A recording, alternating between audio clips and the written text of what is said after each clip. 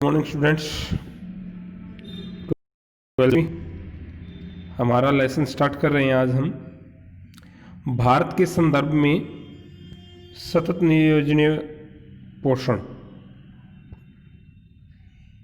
भारत के संदर्भ में सतत नियोजनीय पोषण। तो इसके मुख्य हेडिंग्स हैं आपके कि विकास क्या है। विकास के बारे में हमने पहले भी पढ़ा था, लोगों का जीवन स्तर ऊंचा उठना, यही विकास की परिभाषा है। प्रदेश एक छोटा सा क्षेत्र जिसकी अपनी सीमाएं हों, उसकी अपनी सामान्य दशाएं होंगी भौगोलिक परिस्थितियों के अनुसार।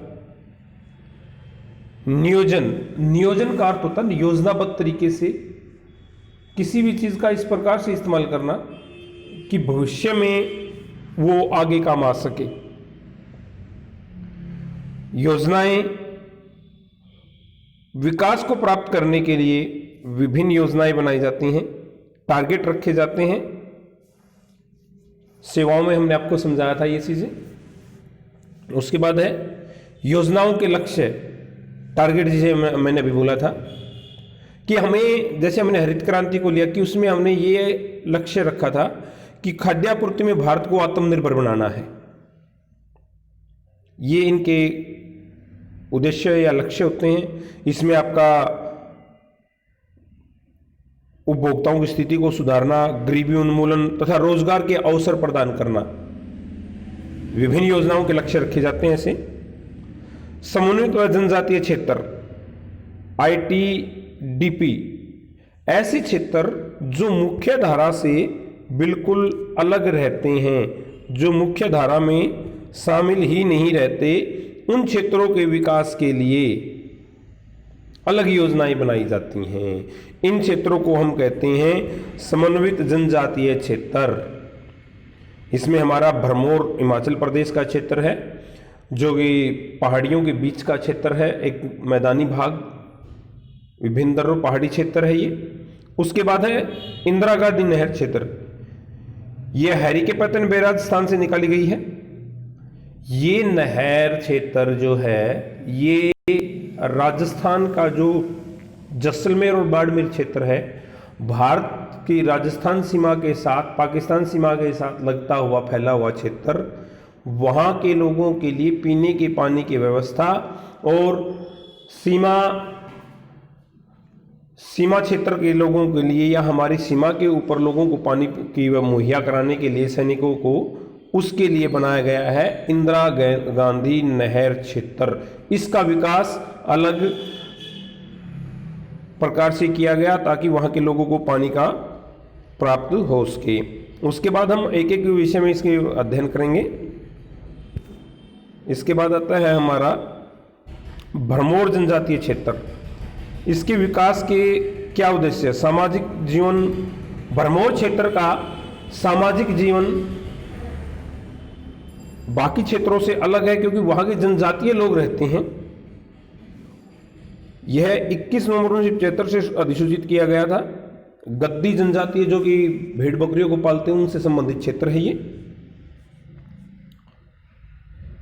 इसके लिए विकास के लिए अलग योजनाएं बनाई गई। इसको निश्चित किया गया कि इस क्षेत्र के लोगों के लिए क्या क्या चीजें हैं। भरमौर जनजातीय क्षेत्र की जलवायु कठोर है, आधारभूत समागम कम है, पर्यावरण भंगुर है। भंगुर का मतलब है कि जीवन के लिए जो व्यवस्था होनी चाहिए, सरल जीवन के लिए, वो व्यवस्थाएं कम है वहाँ पर। वहाँ का जनजीवन कठिन है।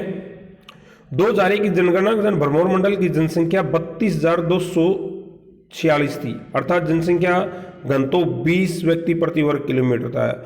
यह हिमाचल प्रदेश के आर्थिक और सामाजिक रूप से सबसे पिछड़े इलाकों में से एक है। ऐतिहासिक क्षेत्र पर गद्दी जनजाति के भौगोलिक और आर्थिक अलगाव का अनुभव किया है और सामाजिक आर्थिक विकास से वर्षित है। विकास कार्यक्रम भरमौर जनजाति क्षेत्र में विकास की प्रक्रिया 1970 के दशक में शुरू की गई, जब गद्दी लोगों की अनुसूचित जनजाति में शामिल किया गया।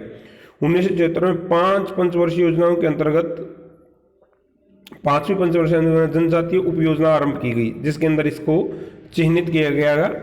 ITDP के नाम से ये क्षेत्र निश्चित किए गए।